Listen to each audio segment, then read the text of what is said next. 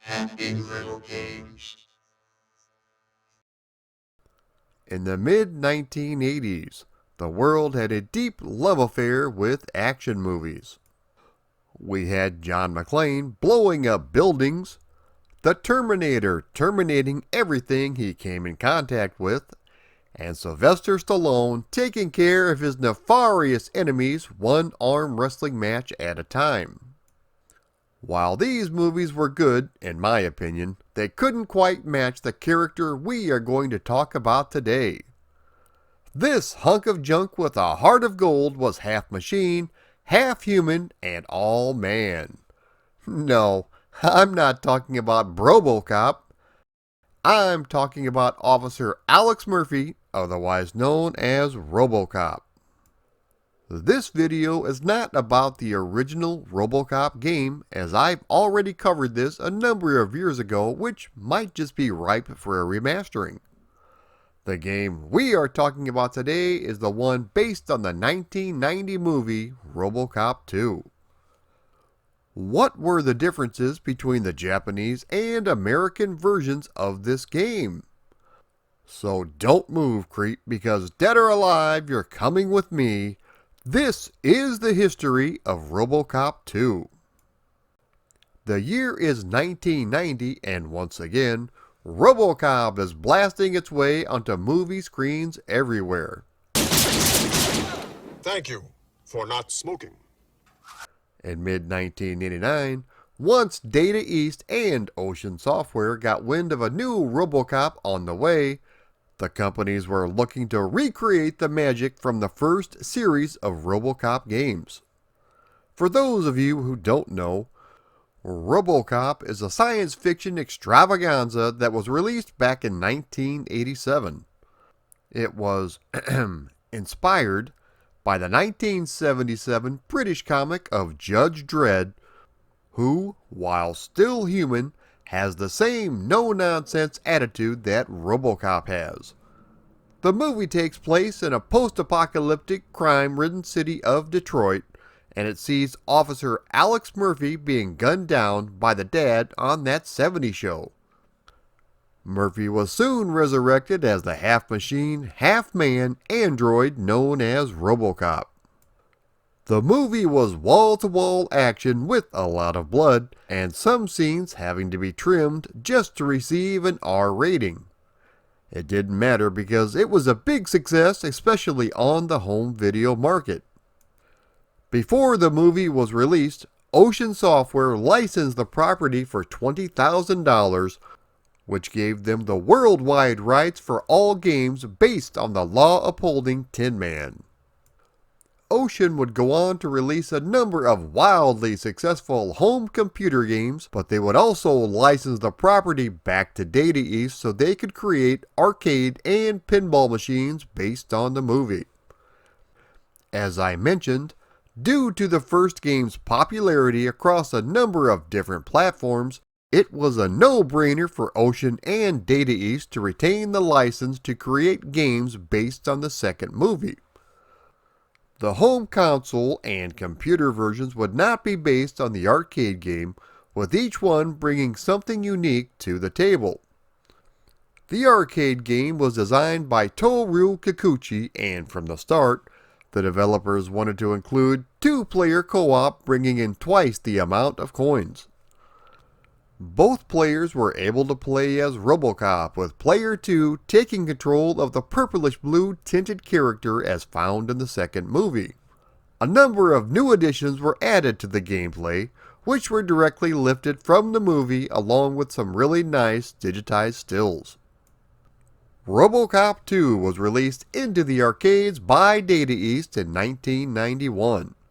As the story goes, you take control of Robocop, who is on a mission to eliminate the dangerous drug dealer known as Kane, and also get the addictive drug known as Nuke off the streets.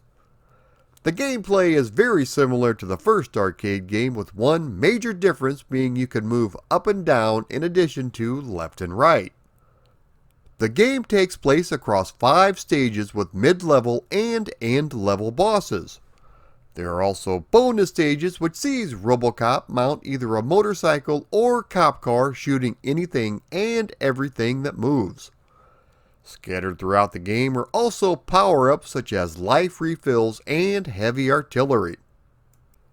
The Japanese version features 6 levels with an encounter with Dick Jones and Ed 209 taking place at the very beginning of the game, just like the end of the first movie. I'm not sure why this wasn't included in the American version because it was really cool to see.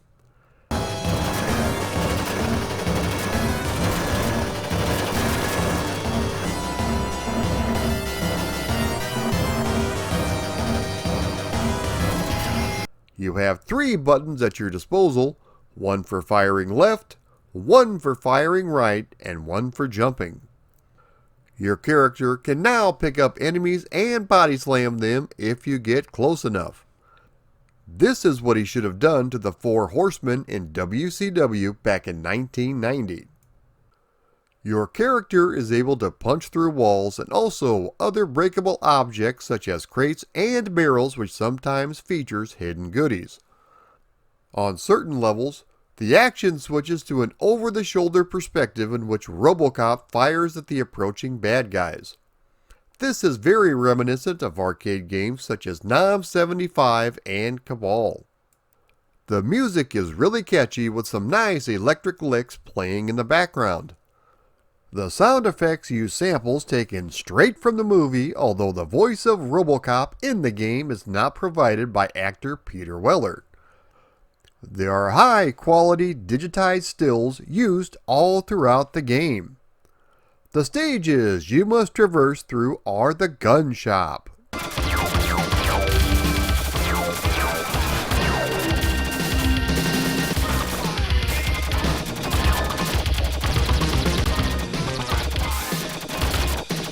the nuke factory,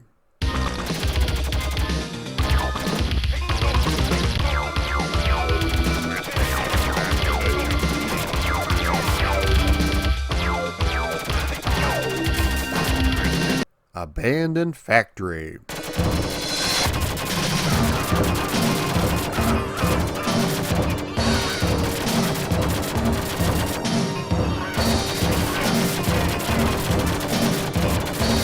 the Omni Robot Factory,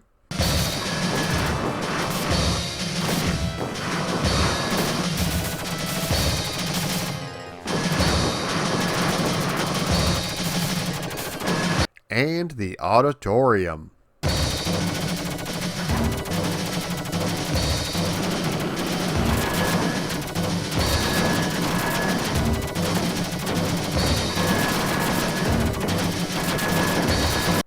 Some of the bosses you will encounter are Ed 209,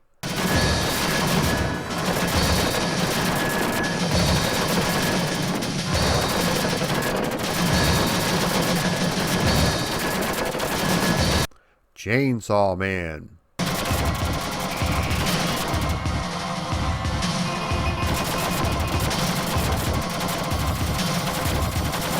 Mutated Catso,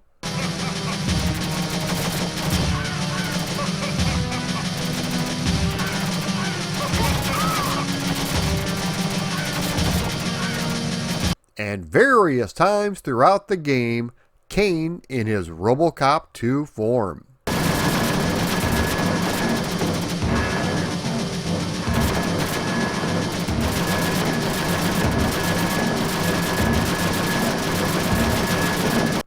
The last level in particular is a knockdown drag-out fight that spans 3 different areas from rooftops to the ground. If you are successful at decommissioning Robocop 2, a nice ending sequence plays out. Thank you for your cooperation.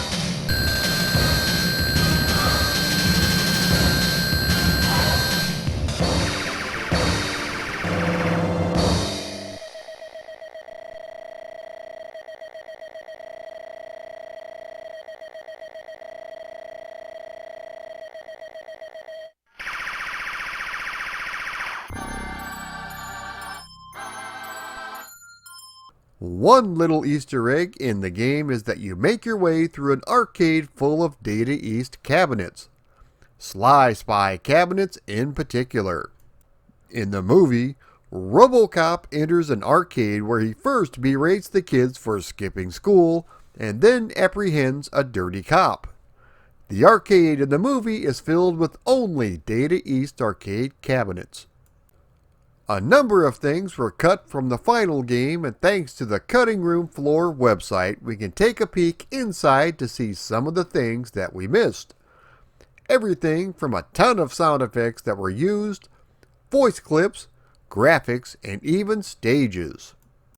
The home versions were released starting in 1991, with most platforms having a totally unique style of game. This is similar to what Konami would do with Batman Returns. However, none of these games are based on the actual arcade game. The first one we are looking at is the Amiga version, which was developed by Special Effects, who had done a phenomenal job on Midnight Resistance among others. This is a fun little game that features some spectacular music and animation.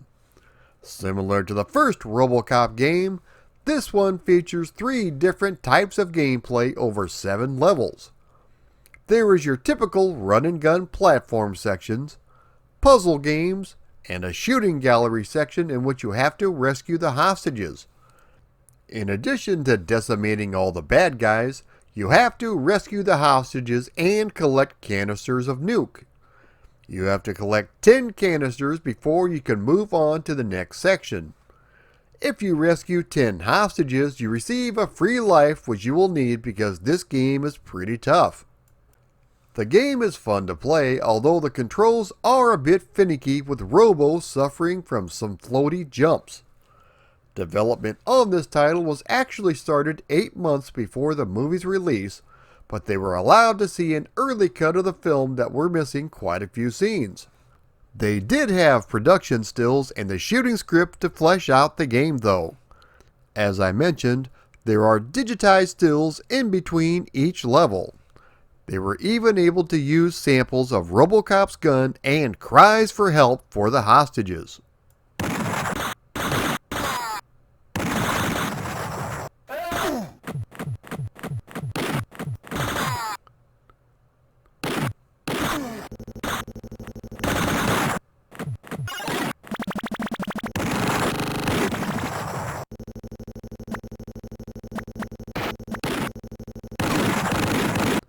Up next is a system I don't believe I have ever covered on this channel, and that is the GX4000 from Amstrad. The GX4000 is a video game system that was Amstrad's short-lived attempt to enter the game console market. It turned out to be a pretty big failure, with only 30 titles released during its short lifespan. Robocop 2 turned out rather well on the system, which again is a series of different gameplay styles similar to the first game.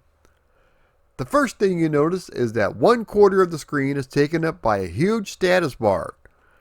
It is a bit distracting at first, but after a while you tend not to notice it. This was probably done to help with the speed of the game, and it's a good thing they did because the game is nice and fast. Everything has a nice polished feel to it, from the animated title screen to the animation on Robocop himself. There is a lot of activity on the screen as well, including barrels rolling towards you, spikes slamming down, and more. There is plenty of color splashed all throughout the 7 levels, but you won't get time to enjoy it because this game is tough. The platform sections are similar to the Amiga, where you have to collect the vials of nuke and rescue the hostages. The music is fantastic, but unfortunately you only have music or sound effects while you are playing. This game turned out fantastic, and it's unfortunate that the system was not a success because I would have loved to have seen what it could have produced.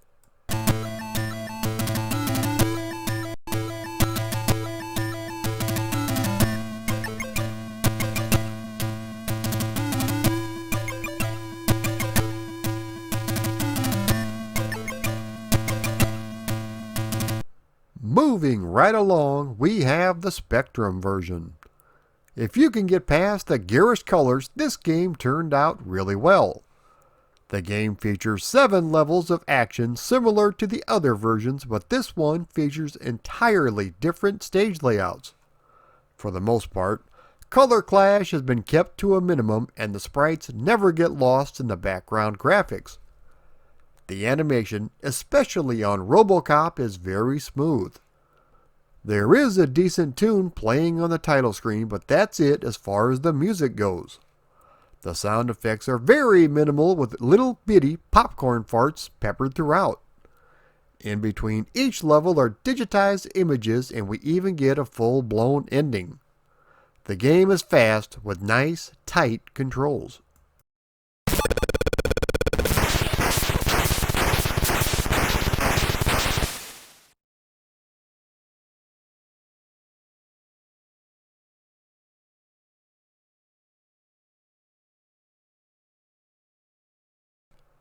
The Game Boy version turned out really well despite a few hiccups here and there.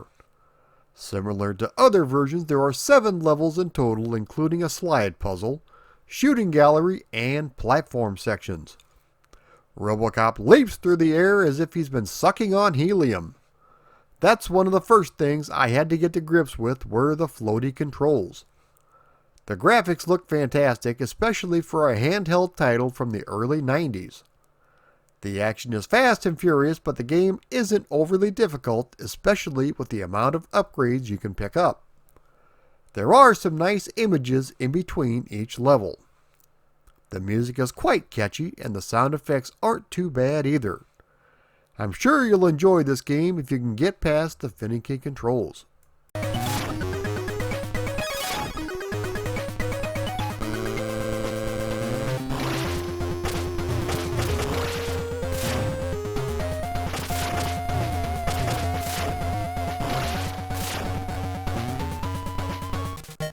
The NES version of Robocop 2 was up next, and boy oh boy, it didn't turn out very well.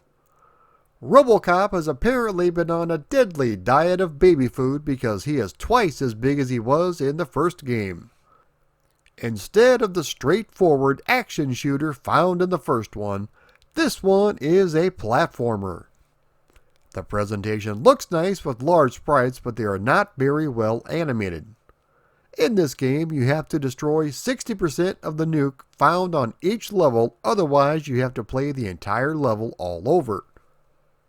There is a counter at the top telling you how many vials you've destroyed, but you won't know how much there is on a level until you reach the end. You also have to arrest 60% of the bad guys. If you fail to do so, you have to try again. There are a few different power-ups, including the battery, which increases Robocop's energy, different weapons, and invincibility capsules. There are 15 levels for you to get through, but considering how slippery the controls are, it's more of an exercise in frustration than anything else. Something else that feels totally out of place are the hover pads. The developers put these in because they thought they looked cool even though they weren't in the movie. The color scheme that the developers opted to use makes me scratch my bald head in disbelief. This is supposed to be a run-down version of Detroit, yet we have lovely shades of pink and green as far as the eye can see. The game is very difficult as well. It's just not worth the aggravation trying to play this game when your frustration level is so high.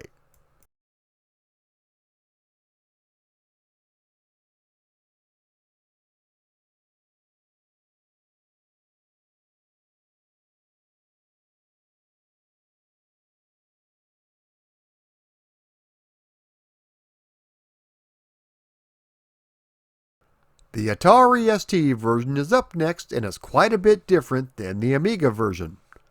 It actually shares elements of the Spectrum and GX4000 versions, but with all new levels. For starters, there is that large status bar at the bottom of the screen, and the level layouts are totally different. The graphics featured large detailed sprites, although not quite as tall as on the Amiga. The animation, though, is top-notch. The music isn't bad, although nowhere near as good as the Amiga version. The controls are decent enough, although sometimes I couldn't get my character to jump when he was supposed to.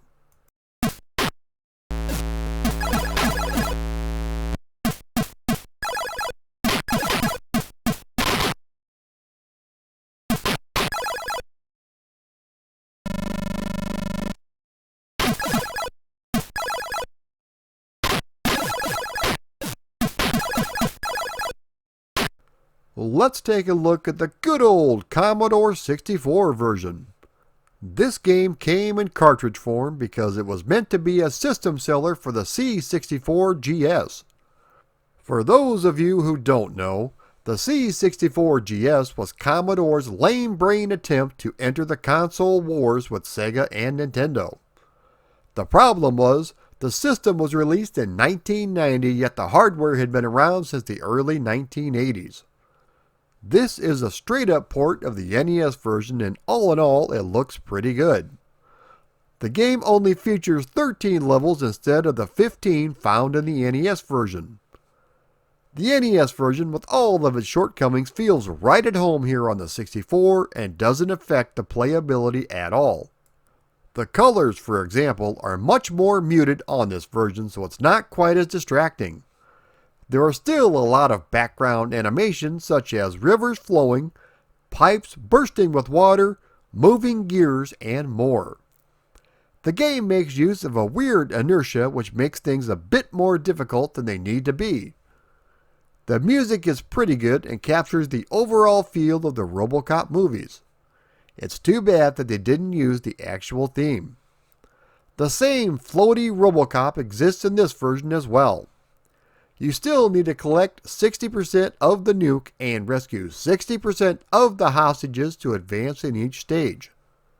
It is a bit frustrating trying to collect everything because there is no backtracking allowed.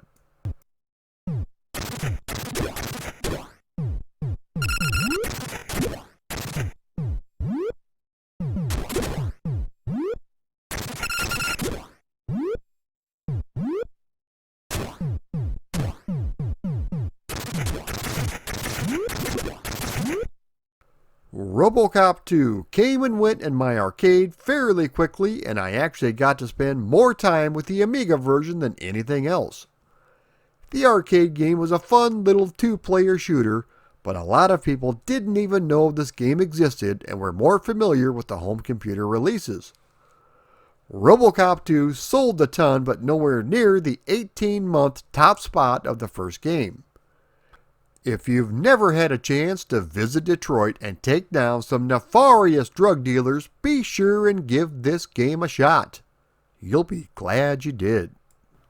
If you like this video, be sure to like, comment, share, and subscribe.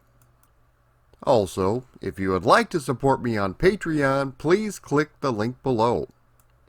If you would like to contribute but not sign up for my Patreon, you can always click the donate button up above.